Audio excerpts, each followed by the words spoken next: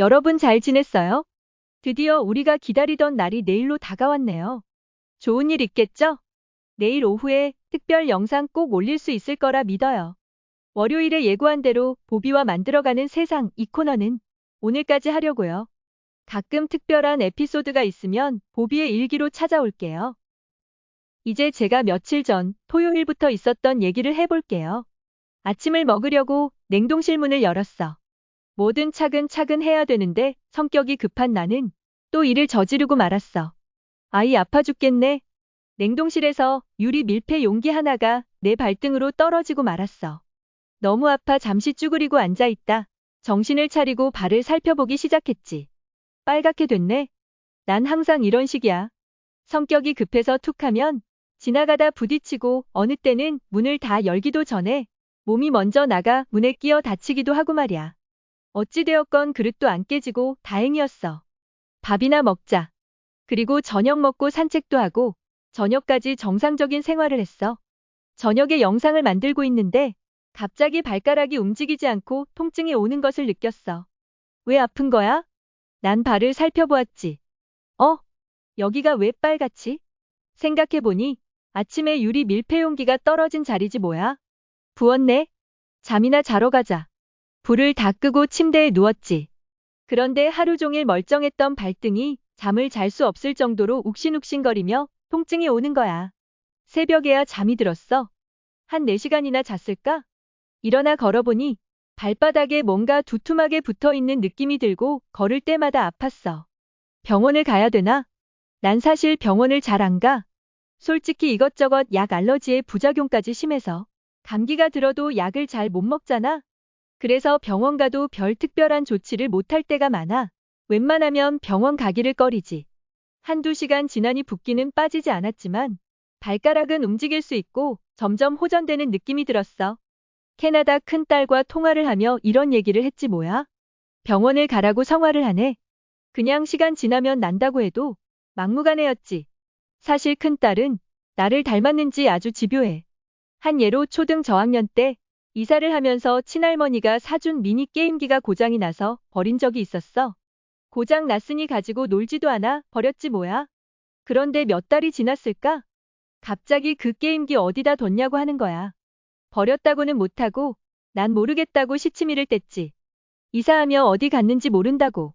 그런데 그 집요함은 성인이 될 때까지 이어졌지 뭐야. 어쩌다 생각나면 그 게임기 찾아내라고 못살게 굴었다니까. 그래서 그 뒤로 큰딸 것은 물건 산 영수증 하나라도 허락받고 버린다니까.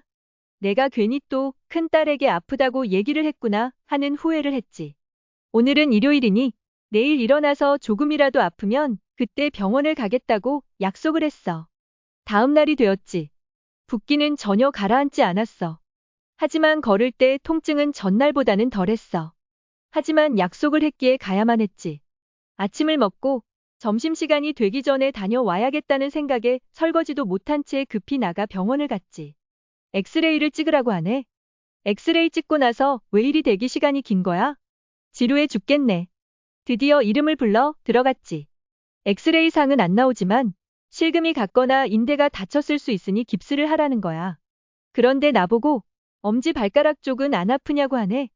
엑스레이를 보니 쌀알 크기만큼 뼈가 깨져나가 있더라고. 생각해보니 몇 달 전에 커튼을 달다가 허공을 밟아 밑으로 넘어진 적이 있었지.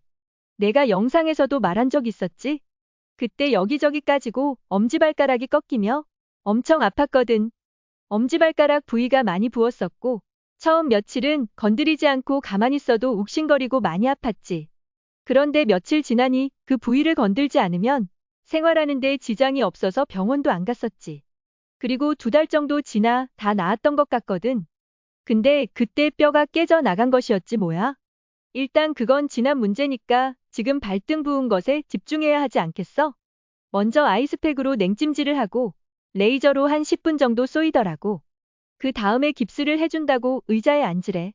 그래서 앉았더니 길에서 다리 다친 사람들 신고 다니는 그 부츠를 신겨주는 거야. 그게 끝이지 뭐야? 계산을 하려고 몇 걸음 걸었는데 이게 뭐야? 이게 깁스라고? 내 발 사이즈보다 큰 아주 무겁고 투박한 롱부츠를 신을 느낌이었어.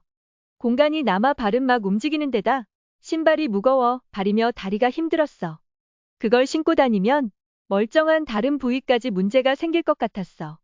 난 간호사에게 말했지. 이거 내가 발에 살이 없어서 그런지 발이 겉돌고 너무 헐렁거린다고. 난 내 손을 그 깁스 안에 넣으며 얼마나 공간이 남는지를 보여줬어.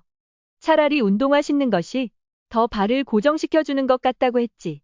간호사가 의사에게 들어갔다 나오더니 깁스를 벗기고 그냥 집에 가라고 하네. 집에 와서 너무 짜증이 났어.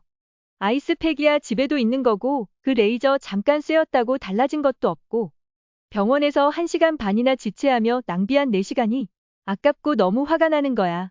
혼자 투덜투덜대며 앉아있다가 내 나름대로 나만의 깁스를 만들기로 했어. 먼저 압박 붕대를 꺼내 발등에 감았지. 붕대를 조이면 피가 안 통하니 붕대를 발이 조이지 않게 적당히 감았지. 그리고 그 위에 양말을 신었어. 걸어보니 그래도 발이 고정되는 느낌도 들고 괜찮았어. 그래, 이게 훨씬 좋네. 괜히 시간과 돈을 낭비했잖아.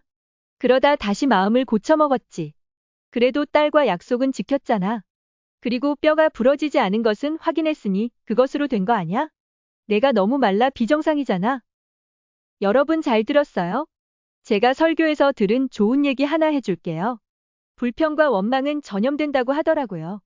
그러면서 해피바이러스를 전염시키는 사람이 되라고 하네요. 사람들이 희망을 갖게 움직이는 그런 사람이 되래요. 그럼 내일 기쁜 일이 있을 것을 기대하며 오늘 하루 힘차고 즐겁게 보내세요.